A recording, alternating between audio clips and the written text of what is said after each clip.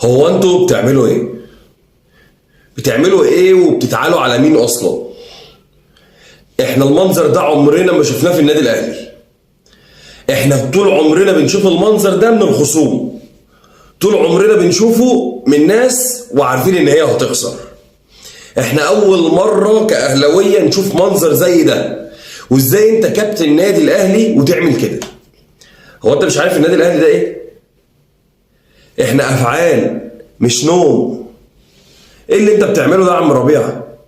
ده انت كابتن النادي الاهلي. بجد اقسم بالله دي مهزله. انا اول حد المفروض يتعاقب بجد والله العظيم. يعني انا الناس هتنتقدني في الموضوع اللي انا هتكلم فيه ده. انا اول حد المفروض اصلا يتعاقب هو محمود الخطيب. والله العظيم ما عارف يجيب صفقه عدله. يعني ايه الصفقات اللي انت جبتها يا محمود